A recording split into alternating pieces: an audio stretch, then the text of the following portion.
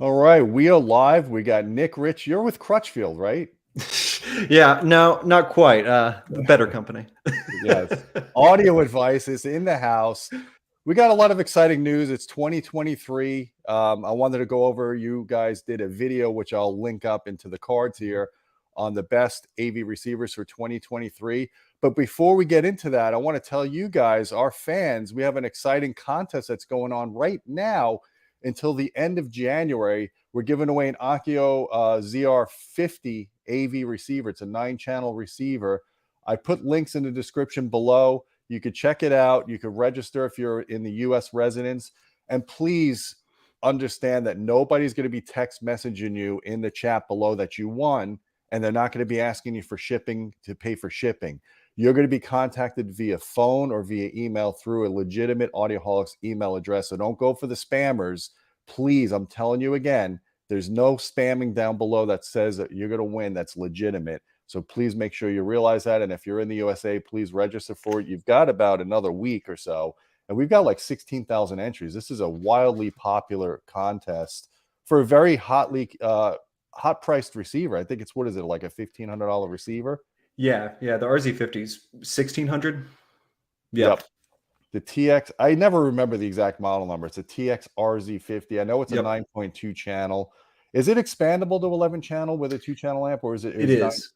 It is. Yeah. Okay. Yeah. So it's, but it's only one discrete sub out. So, but you can still do 11.2 if you wanted to. And it has Dirac, right?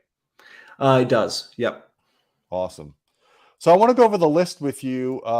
And I want to discuss some of this stuff with you, because some of your receivers on your list were a little bit surprising to me, but you guys have a lot of experience both with sales and install. So I want to hear your reasoning onto some of your choices. Yeah, for sure. And what we'll do is we'll start with, I'm going to put a list up here so people can look at it. And we'll break it up based on price category. So I'm going to put this here. I'm going to put it on, I don't know how it's going to look on here. It's not good. Okay. So let's start with the best AV receiver for under $750. And you have the Pioneer VSX 935. I don't know much about the entry-level Pioneers. Yeah. So maybe you could give us a rundown. Is it a 7.1? Yeah. So it's a 7.1. At this entry-level price point, we don't do a ton of receivers at this price point. It's a really saturated market, but what we really look for are, decent bells and whistles without going over the top and making it really gimmicky. When a decent power supply section and something that's going to function well, because a lot of these are used in living rooms as well. I don't see a massive dedicated theater that's going to be, a 20 by 30 room running one of these. So we wanted things like, Sonos capabilities on there. So if people have distributed audio, they want to be able to use it in their, in their living room as a separate zone. We wanted HDMI 2.1 just because, again, living rooms can have gaming consoles, things like that. eARC for the more casual user who's just wanting to use their web-based TV apps. And, like I said, just an all-around kind of solid piece. I gotcha. Okay. And what kind of room correction is on this one? Is it just Pioneer's Mackie? Yeah, the MCAAC, I think is the name of it. So it's a good quality room correction. I mean, it's not one that we expect people to want to really fine tune it. The really tweaky audio lovers, I don't really see going in and changing every little piece of it. But just for a basic setup, it's a good piece. For $750, it's a solid unit that you should be able to drive a fairly efficient pair of speakers or the home theater without much of an issue at all. Yeah, Pioneer's always been kind of a leader at below the $1,000 price point in terms of what you get with feature set and performance and stuff like that. So I'm not surprised that that's on your list. Yeah, it's definitely, like I said, it's definitely a good one for a living room, separate zone, etc. So we'll go to the next one now. It's around $1,250. This is the Denon. I'm trying to get through the comments here. Hold on a second. Okay, the Denon AVR X2800H, and Denon's really been adding a lot of features to their receivers. Now they've got 2 speaker presets on them, which is very useful for multiple calibrations. Is this another 7 or a 9 channel? This one's still a 7. So yeah, it's still a 7. You're just getting a little bit more power. You're stepping up to Odyssey, which, again, it's around the same level as Pioneers, but I think a little bit better. Well, you have the Odyssey editor app you could use on it too, right? Yep. So you do have the ability to use the editor. But again, it's a lot of the same, just a bit better because it's a higher price point. So you're getting a better amp section. Though likely, I haven't really tested the processing between these two, but my assumption would be, based off of the specs, this one's got a little bit better processing. We're still not up to the pre-out section yet, so no pre-outs in this unit. So if you're wanting to expand past the 7.1 or 7.2, you're not going to be able to. So what sucks about that is before Atmos came around, you could buy $1,000 AVR with pre-outs. But now that we have all these other feature sets and we're paying all these licensing fees and HDMI, you have to spend about $1,500 now at least to get preamp outputs on these AVRs. Yeah, especially with a good video output section, since they have Dolby Vision. And because actually, does this one even, I don't think that at this price point we're even getting to Dolby Vision yet. I could be wrong, but in order for the HDMI 2.1 boards, a lot of the other bells and whistles, they're just not able to pack it in there yet. And the price of electronics has just gone up so much of the past couple of years. Yes, that's sad reality there. Yeah. All right, so we're going to go up a little bit in price. I think you said this was $1,600, and this is incidentally the product that you guys are sponsoring as a giveaway. Yep. The Onkyo TX-RZ50. This thing is pretty much a beast when you look at how much it weighs. I mean, it weighs like 28 pounds or something like that. It looks like it's built really well. It's got a decent amp section in it. 9 channels of amplification built in. I think it was at 110 or 120 watts times 9. Yeah, 120. But that's again the 2-channel driven spec. So we can probably expect a reduction there with. Well, they have a lot of nanny circuits. Unfortunately, when I tested the Integra DRX 4.2 on the bench, when you drove more than a couple of channels at the same time, it would put it into a low power protection mode, and you'd have to unplug it and plug it back in. But I want to stress that that's something that happens on a bench, and it's likely not to happen with real world program material. Yeah. Well, I think this is the price point where everything starts to get a little fun. Not that the other ones aren't fun, and lower budget, there's nothing wrong with lower budget at all. But this is whenever you start to get into some of the higher end, some of the theater standard features. So the RZ50 was probably one of our hottest receivers of last year. It got a ton of positive press. It's really similar to the Integra. Was it the 5.4? Which is much more expensive, but that one just has a little bit more CI based things. But Onkyo really came back with this one and knocked it out of the park. So they're 120 watts, 9 channels of amplification, which is a really good amplifier section for the price point. But there's going to be I think 11 channels of processing on here. So, but the big feature that stand out to me, is Dirac or Dirac. I always go back and forth when saying it. So you say Dirac, I say Dirac. I say Dirac. I say it mixed all the time. I do the same thing, and then people call me out all the time on YouTube, especially like brands like Arendelle Sound or Arendelle or Arendelle. I got to do a video just on pronouncing company names. But no, this features. So for those of you who haven't used Dirac or Dirac, whatever you want to say, it's my personal favorite room correction. Of the ones I've used. So, I use a lot of Odyssey, Arc, Dirac. It's by far, in my opinion, the most tweaky. It's easiest to upload custom curves to. It's a really great piece. Now, also, which I'm sure we'll get into later this year. Don't know exactly the release date yet.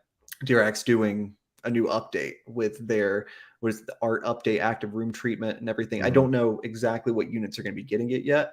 But my fingers are crossed that units that currently have Dirac are going to be able to get it. So I think you're being overly optimistic on that. I am because I think that it's going to depend on how much processing power the units have. My understanding is it's going to be right now. Storm Audio is the only one that has exclusivity on it, at least until spring, summertime. Yeah.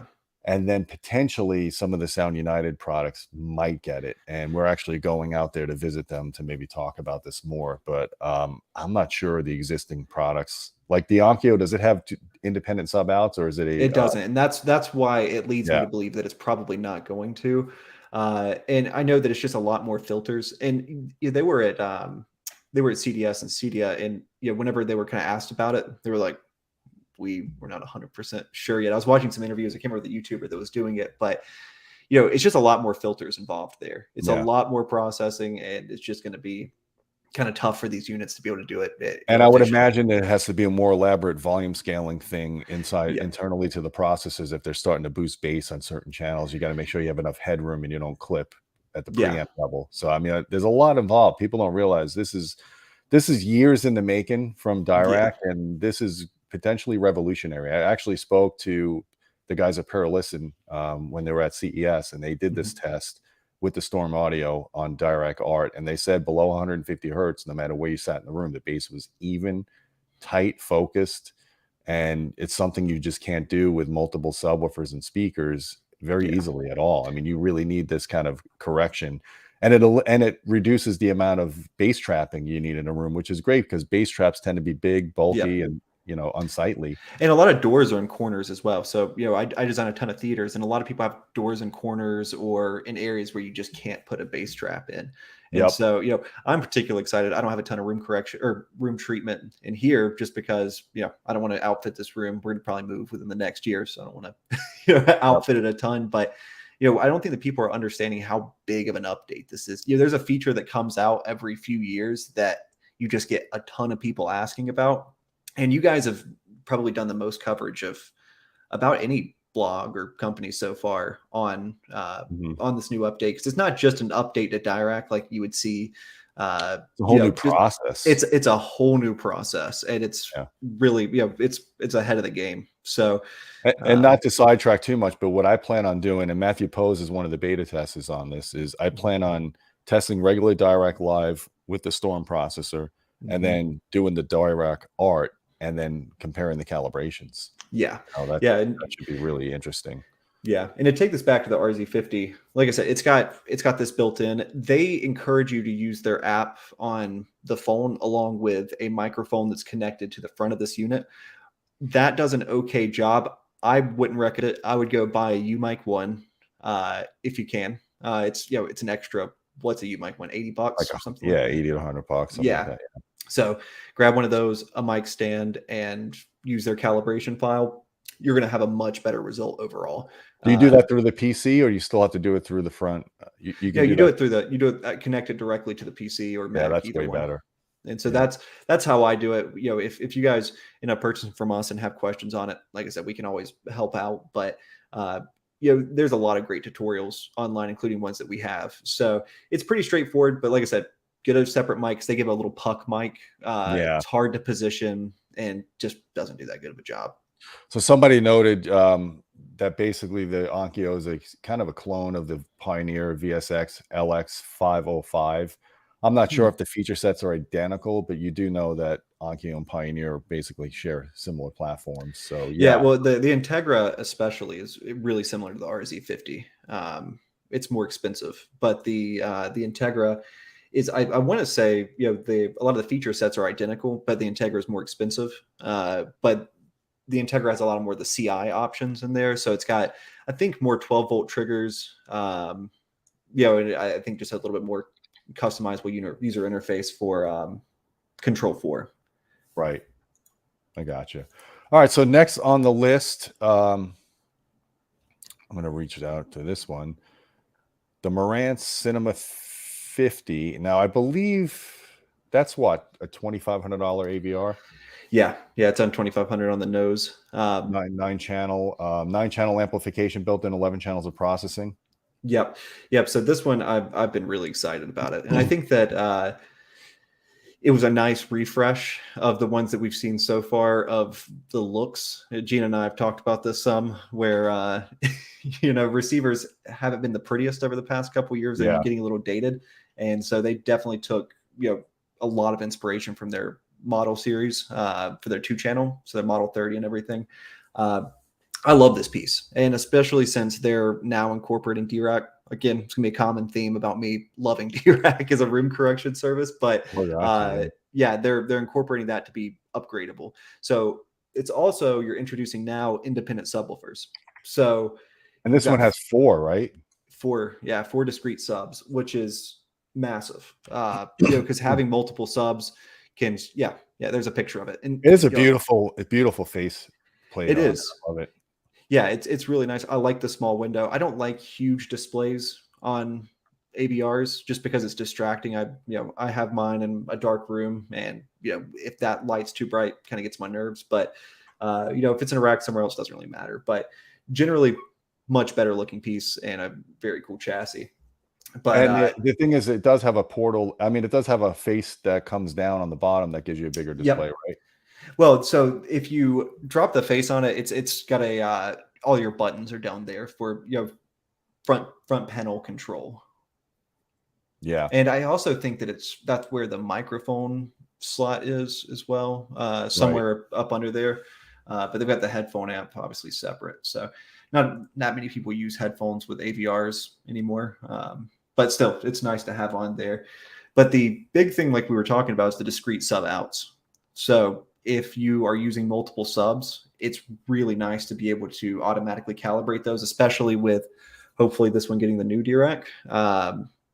That's going to be a big deal. So, well, the thing is, this is the first time in AVR history, to my knowledge, where you're getting a bunch of receivers that are actually quite affordable, getting 4 independent subwoofer outputs. So, I mean, back in the day, the Denon 5805, which was a beast, 100-pound beast, 10-channel, probably the best receiver ever made, in my opinion, that had 3 subwoofer outputs, right?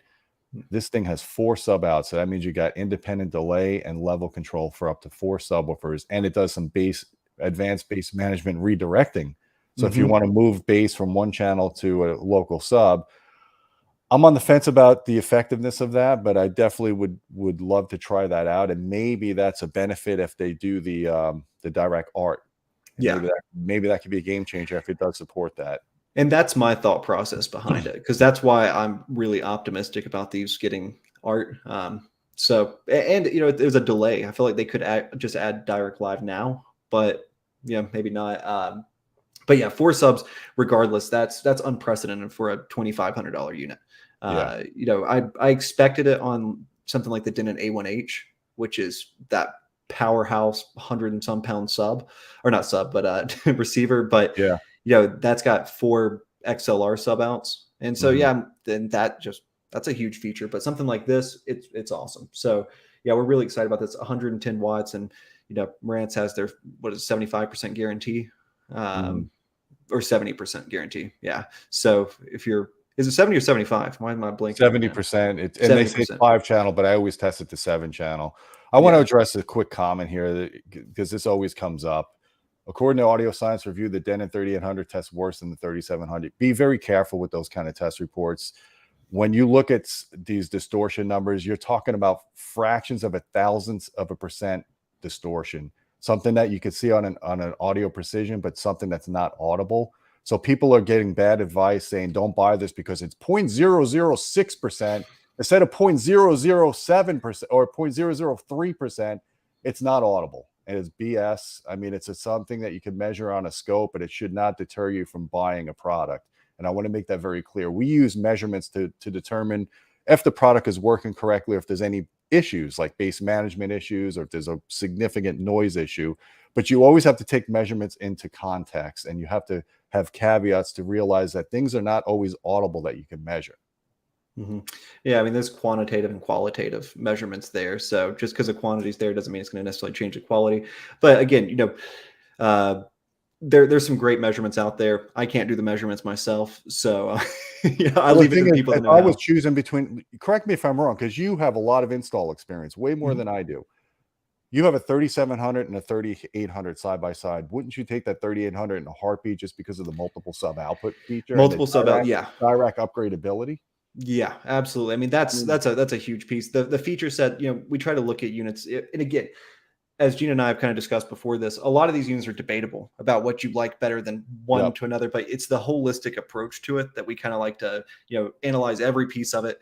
And, we're not saying that we're 100% right in whatever, AVRs we pick are the dead set perfect, but, we look at all pieces of it. And so, look at the entire picture. Yeah. All right, so I want to go on to the next receiver. You actually guys said that this is the best sounding AV receiver. I want to get your thoughts on why you're saying that, and I have some thoughts on my own. And this receiver is about $3,000, $3,100. Yeah, $3,100. MRX Yeah. 740. I recently bench tested the 740 and the 1140. I use the 1140 in my bedroom system. I absolutely love it. Now this one has only 7 channels of amplification in it, right? Yeah, so we're only 7 channels, but upgradable to 11 channels of processing. Right. It's one of those. It's hard to make a definitive decision on what's the best sounding. I don't know if. Again, I didn't write the article myself. I don't know if I would call it the best sounding AVR for the money. Yeah. But again, it's one of those things where you're taking in everything into consideration. I think that Arc has done a really good job, and I think you've noticed it too, of their their impulse response and their phase correction over the past couple of years. Yep. And so for a plug and play solution that you want to be able to customize it to your room, set multiple profiles, full amp matrixing, so you can assign any channel anywhere. And the processing section is great on here. Yeah, and that's it really another is. piece. Here's the thing. Here's my thoughts on this, because I spent a lot of time with the Anthems, the Denons, and Yamahas. Anthem amp sections are probably the weakest link in their AVRs. They're not quite up to some of their competitors for the price. I mean, the class AB amps that are in them are pretty good. They're not super power. They don't give a lot of power at 4 ohms. And then they have the class D amplification for the high channels, which actually works fine for Atmos, but I don't think they should ever be rerouted for a main channel. The advantage here is the Anthems are extremely cool. You could put them in a rack. They don't generate a lot of heat. Like a Denon or Marantz is like you could cook eggs on them. Yeah. Right. Because they're cramming 11 channels into a 7-channel chassis. And I don't like that unless they go class D, which they haven't done yet. So the Anthem, for dollar, you're not getting the most powerful amp section, but what you are getting with them is you're getting one of the best preamp sections. I mean, I measured this thing. It is so squeaky clean. I mean, this is basically I see this as a preamp processor, and they just threw an amplifier section in for you to use until you can go and upgrade to separate. Yeah, and the other thing is these are bulletproof in terms of reliability, usability. If a lot of people are looking for, they kind of want to take a step up into higher end receivers, and they want something that's going to be very usable and they can figure out. Anthem's one of my go-tos, and their web user interface is awesome. Excellent. It's the best. It really is. Receivers, yeah. And for those of you who don't know, most of these amps do have a web user interface. That's how I set up almost every one of these. That's how I do a lot of it remotely. You just go in, once it's connected to the network, enter the IP address up there, and you can do complete control. Anthem's is the most intuitive. It's the smoothest to use. It's great. They have an app on the phone, which is very pretty. It's not 100%. Sometimes it freezes up on me. I have had not the greatest luck with it, but most of the apps on these AVRs kind of suck anyway for the phone. It's the web interface that really matters. And like you said, the Anthem has the best web interface. The fact that you can calibrate the system from your PC, so you could have the AVR in a different room than your display and speakers, is a huge bonus. They give you a real microphone with a stand, not a cardboard cutout like Odyssey gives you. That thing is a joke. So they give you a real microphone with this.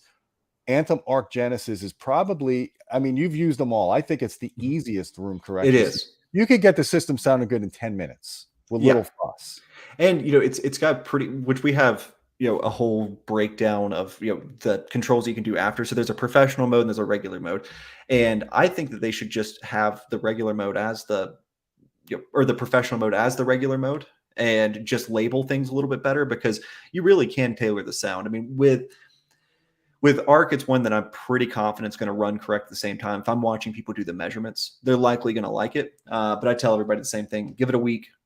Listen to it for a week. If you still want more of something, less of something, let me know. Send me the file. We can change it together. But overall, definitely the most intuitive and probably the best sounding straight out of the box without any touching to it. So you guys offer that if someone buys an Anthem receiver through you guys, you'll actually go and look at their Arc calibration file and help them tweak it? Yeah. So if they run it and they send it over to us, we can, if they want any tweaks to it, we can also, check.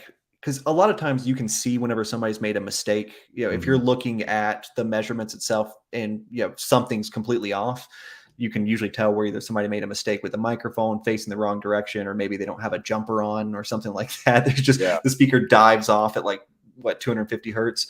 So typically we can tell if something's going on there, but we do full troubleshooting, as well with these. But Yeah, like I said, we don't get a ton of calls, even though this receiver is really popular for us. We don't get a ton of calls with people having issues because it's pretty intuitive.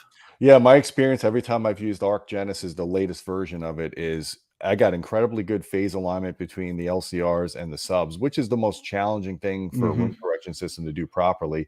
All I had to do was go in and just raise the room curve up. So I had a little bit more bass gain because I do like more bass. I think a lot of these room correction systems flatten the bass out too much and it sounds thin, especially Odyssey. You and I talked about anytime we run Odyssey, I have to go and jack the sub off 3 to 5 dB for it to sound acceptable. Yeah, and with Arc, the only complaint that I have is it doesn't do well with the controversial bouncy house speakers. Which if I don't personally like bouncy house very much if we can help it.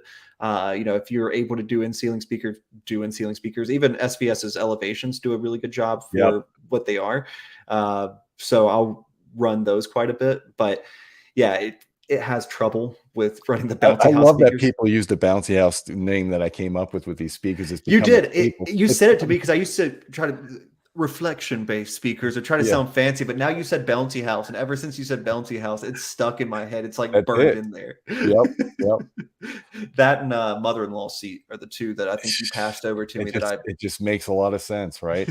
So I want to throw out a recommendation in terms of sound quality as an alternative because a lot of people don't have $3,000. In my experience messing with receivers last year, the best sounding AVR in terms of music, especially for 2-channel, is, believe it or not, the Yamaha. I got to take this text down. Hold on a second. The Yamaha RXA 6A. It's got a face only a mother could love, right? This thing is ugly. I'm sorry. Sorry, Yamaha, but what were you thinking? You put this great electronics into a really rigid steel chassis, and then you encased it in cheap plastic, and then put a volume control that's so ridiculously big. If you put it in an entertainment center, you're going to be bumping into it. I don't get what they did here. I don't think it's going to sustain. I think the next model, they're going to fix this because it's kind of ridiculous. But this thing has got a meaty amp section. I hooked this up to my Revel F328s, and I have my Denon A110 integrated amplifier, which is a phenomenal piece. I don't know if you ever had a chance to listen to it. Great 2-channel integrated amp. And this thing sounded pretty much as good as that A110. I mean, it was driving the forum speakers without a problem. Very clean, very quiet, good DAC section, incredibly clean preamp outputs, as you could see in my measurement report. The only thing is, YPOW is not the greatest room correction system, but in their defense, they've come a long way. They got to the point now where you can run YPOW and it doesn't destroy your sound. And you could limit the correction. You could just take those filters that it does for the bass, import it into the manual setting, or you can go and manually PEQ yourself. So if you're proficient with measurements, you know how to use REW, you know how to measure bass in your room, you can go and tailor this 7 PEQ bands for the main channels, 4 for the subwoofer channels, 2 independent subwoofer outputs, balance XLR inputs for the front channels. For analog input, balance XLR outputs for the front channels. So if you want to add external amplification, that's a real advantage. And it's $2,500. I don't know of any other receiver that weighs over 40 pounds that's built like this that has. Yeah, because it's got a toroidal, right? No, it's got an E-core, but it's a big. It does. Yeah. Okay. It's got a big power supply in it, and it doesn't run super hot. It's not like a Denon or Marantz. So it's a sleeper. I think a lot of people overlook it because it's ugly. Yeah. No, it hasn't been as popular with us. And really, I think you're the one that whenever you did your year-end announcement of receivers of the year, that was your runner-up, right?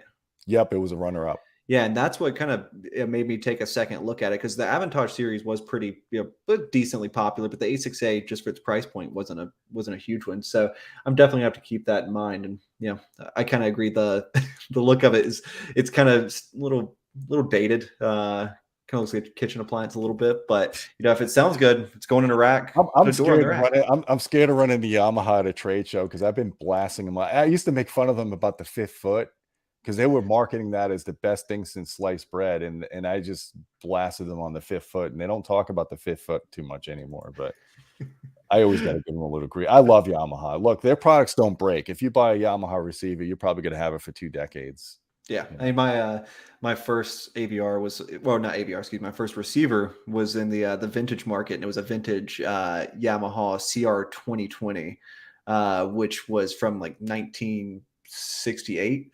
Oh yeah. And dude, those things were a beast. I mean, Yamaha's always made good stuff. I think they had some lapses of product issues, but I think it's mostly sorted out now. I don't Mhm. hear much about them breaking down.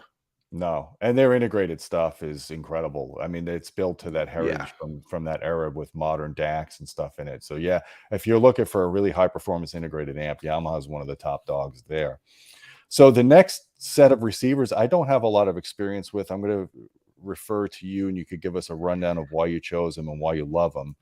Mhm. And this one is the Anthem. I'm sorry, the Arcam. Well, well, the next one actually is the Anthem. So we Oh, were, was it?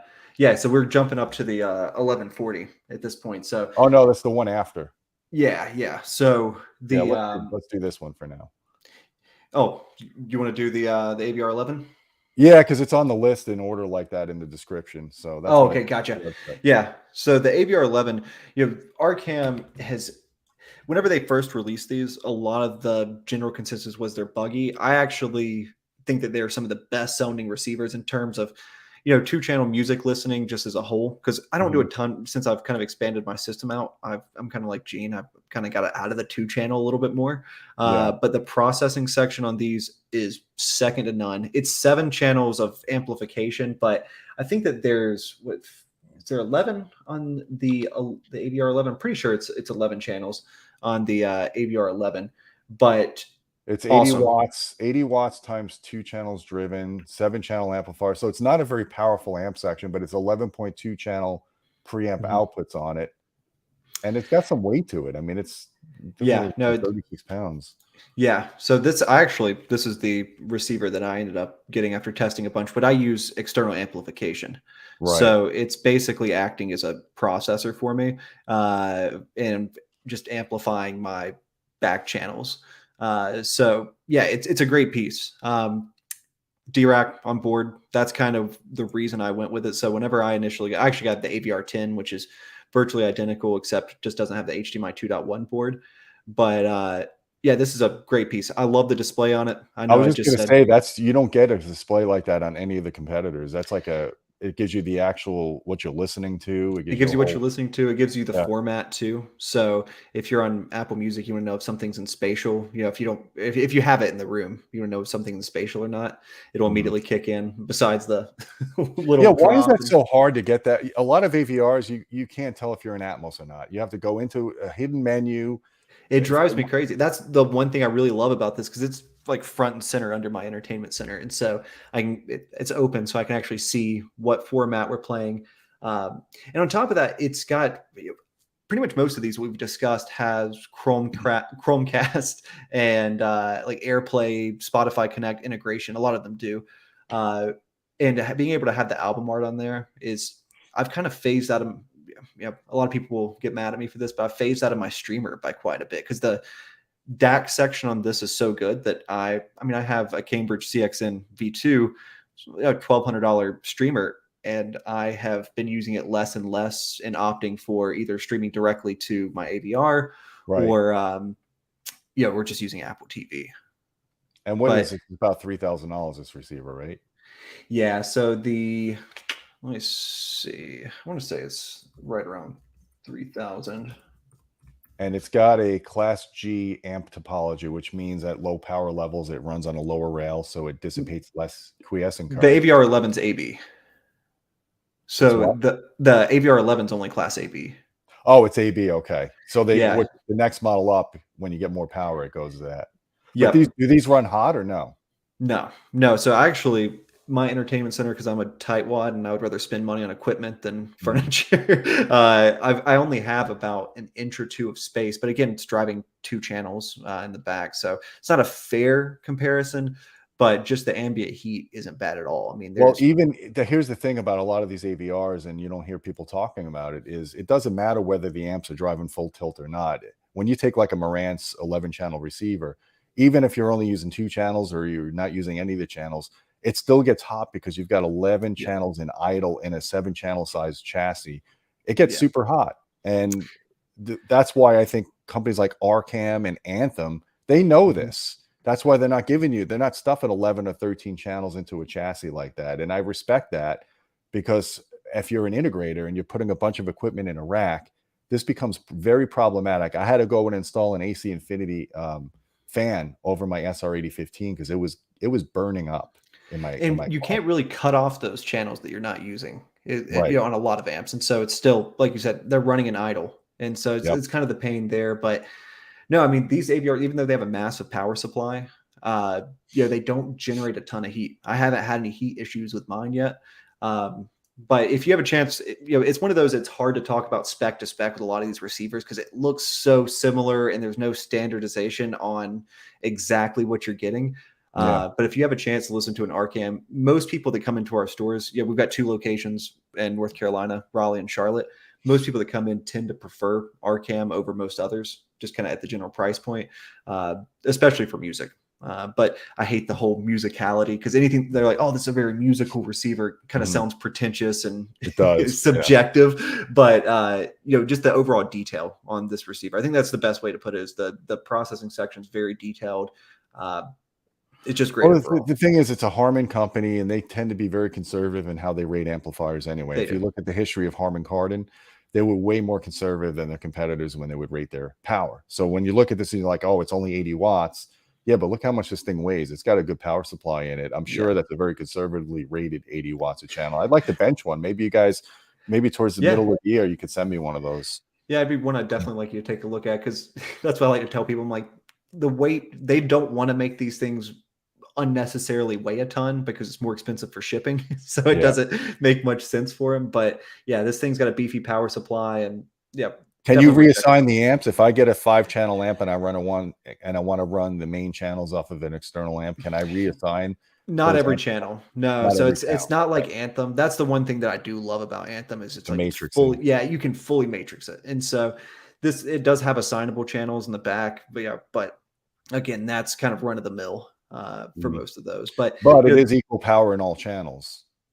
It is, yeah. So it's equal power in all channels. You can also do bi-amping with it, but I don't. You're the expert on the bi-amping inside of receivers. Do you still think that that's? I feel bad about that, because I started that whole revolution back in 2003.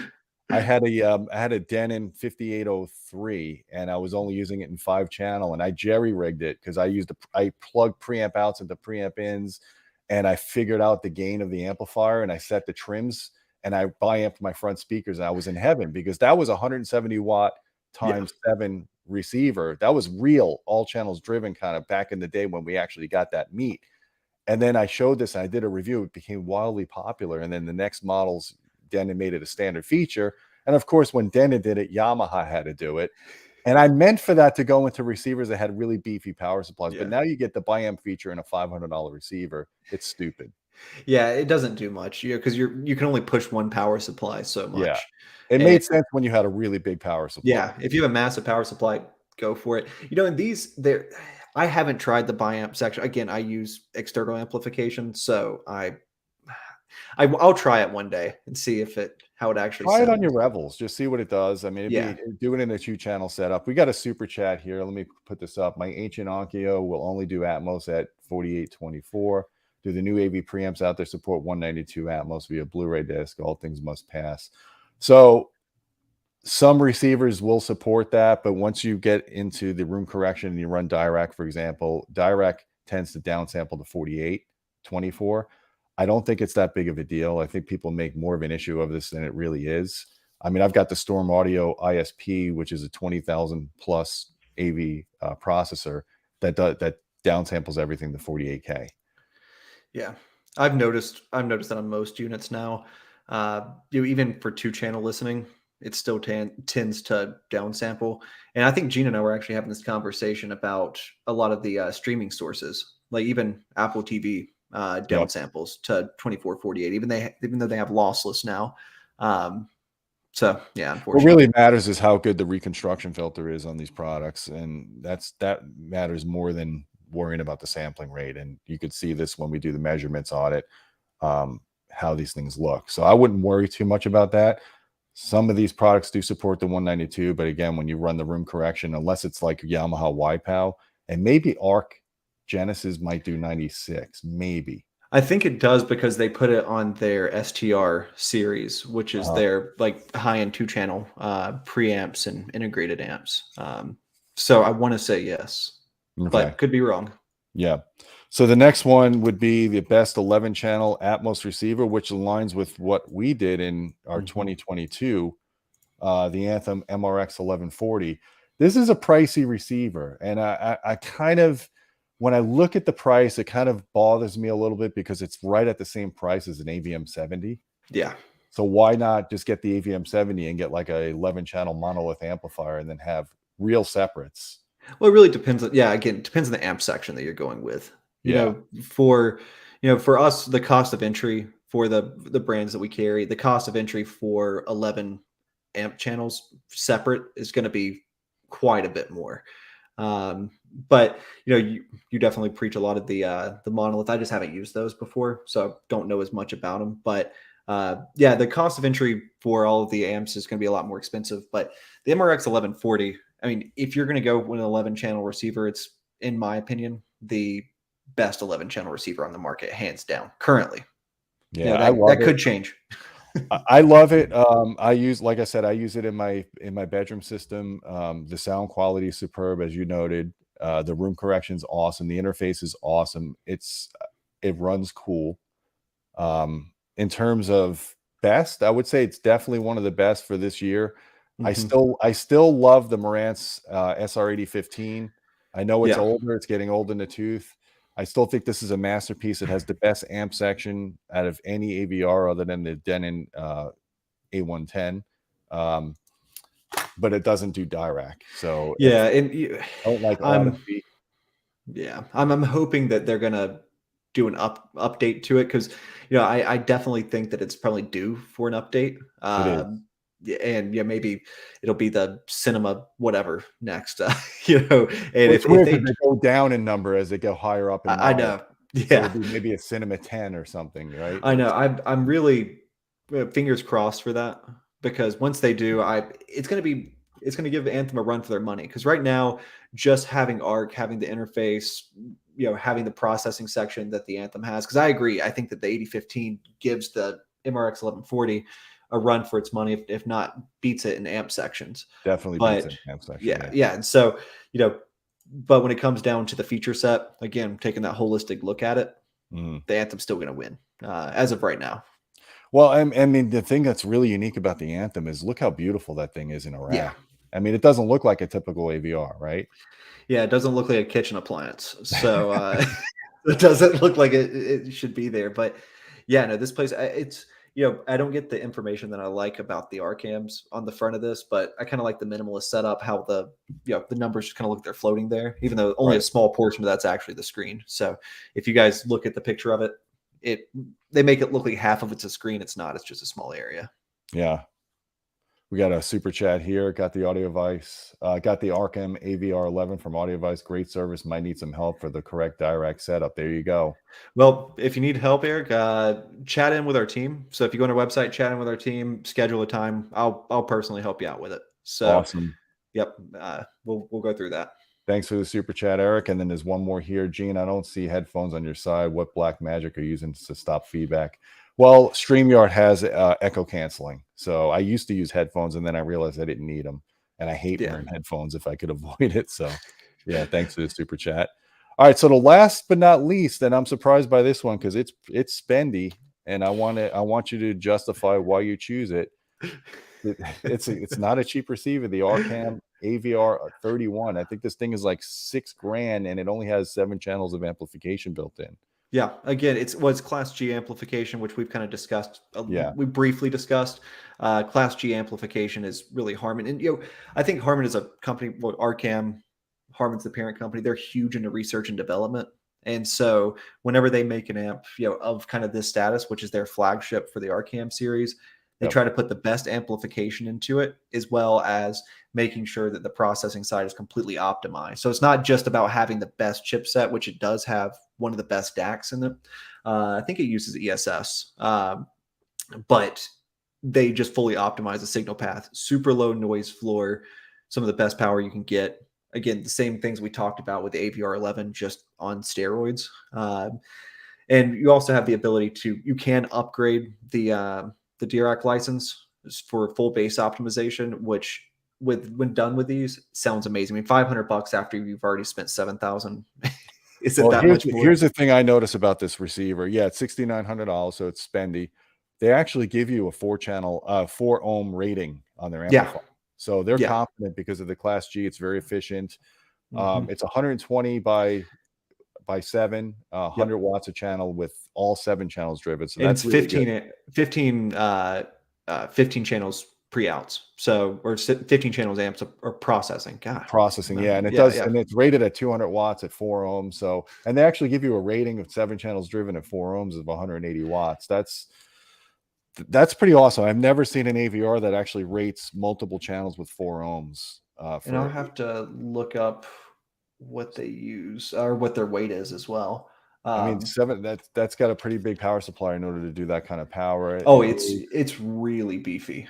It says it weighs 18 kilograms. So if I want to convert that to Big Macs, convert that over to Big Macs. It's about 40 pounds. So I mean, it's for a Class G multi-rail power supply. Yeah, that's definitely pretty beefy, and it's rated at 4.5 volts RMS output for the preamp out. So it's got a really clean preamp output. Now, does it support full DRAC live and bass control? Yep. So it's full support there. It's worthwhile. Like I said, it's worthwhile to go ahead and upgrade to the full bass control. So definitely recommend doing it. Nice. Now, do they have a processor as well, a dedicated processor without the amp section? Yep, the AB41. So the AB41 is there. I still tend to use a lot of the Anthem pieces for processing, just because once you get up to the price point, because the AV41 is a little bit more expensive, and I love it. But now with the AVM90 coming out, it's not a terrible amount more, but it's really good. But yeah, all these, like I said, all these units have their use case and can be awesome. So again, if anyone has a chance to measure one of these, which Gene, if you should definitely measure the AVR31 and see what you think, because it's definitely, it's a powerhouse. I know the platform that they're using for the amplifier. I know it's solid, and they even use that in their 2-channel products as well. They've got some 2-channel integrated with DIRAC, right? Yeah. Well, I don't know if they use DIRAC on their 2 channels and Arcams, but they use their Class G system in quite a bit. I thought they had a DIRAC 2-channel.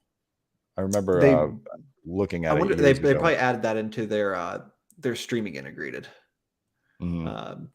But I'd have to test it. We didn't put an honorable mention on here, but there was one that I touched on a little bit earlier that I don't know if anybody's had a chance to play with it. The A1H from Denon. Yeah. That's a beast.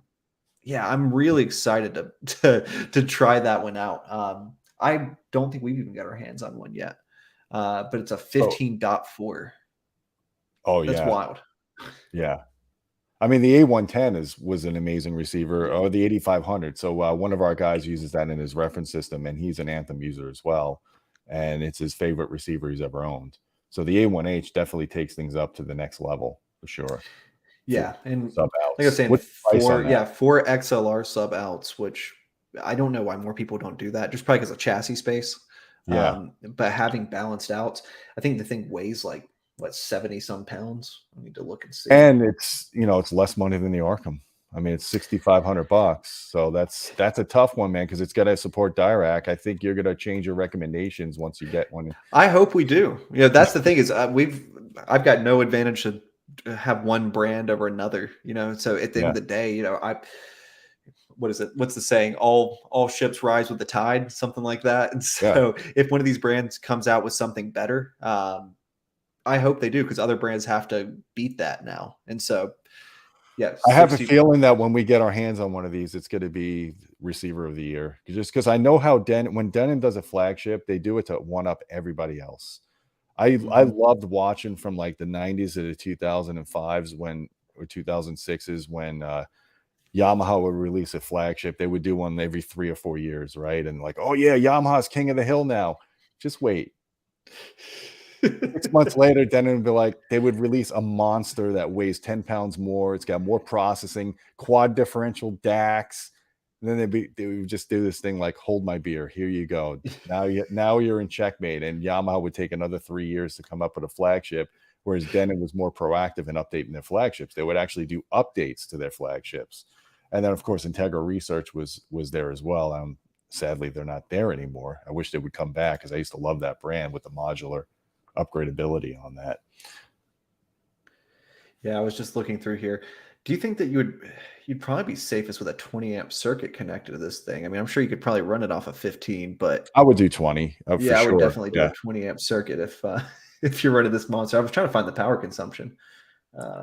It's up there. I mean, the 8500 I think was over a kilowatt of power consumption with all channels driven. So this thing's got to be even higher if it's got an extra 2 channels of amplification in it.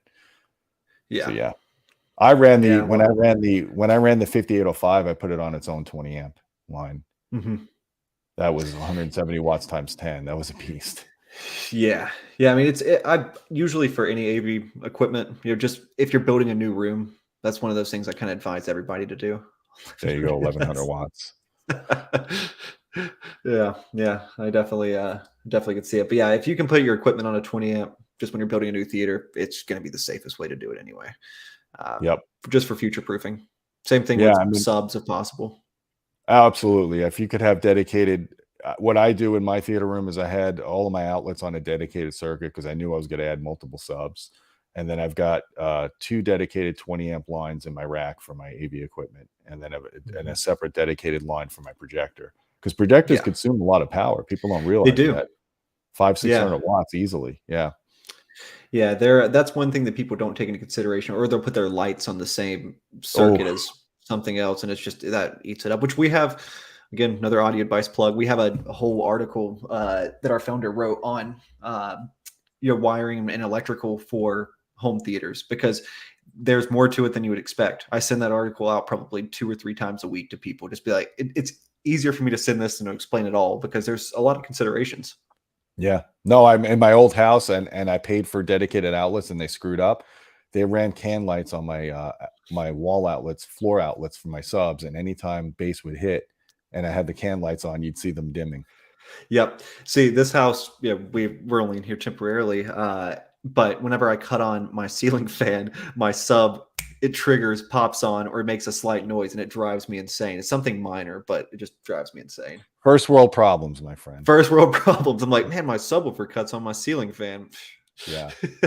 But well, that was a good list, Nick. I appreciate you giving this to us. I'm going to put a link to your article in the video description, and I'm going to add a card for because you guys did a YouTube video on all these AV receivers, and nicely done. It shows the features, it shows the front and back panel, so you guys can look at it, kind of like a virtual look at these products if you can't get to a local dealer to check them out. Yeah. And if any of you guys are working on a theater, and you're doing it yourself, because that's specifically what I work with. So we have, we're able to ship everywhere, and we do designs all across the country as well. So if you're looking for a source to, you don't have a local dealer near you, or you just want to do it yourself and you want somebody to help you out, feel free to hit us up. We're always happy to help. Our team of designers we do full layouts, renderings, all the above. And that's my QVC wrap up right there. Awesome. Guys, don't forget about the Onkyo ZR50 receiver giveaway. You have about another week to enter it if you're in the US. Again, you will not be notified in the comments below that you won, and you will not be asked to pay for any kind of shipping or any related costs. And you will find out whether or not you win via an official email from an Audioholics email address.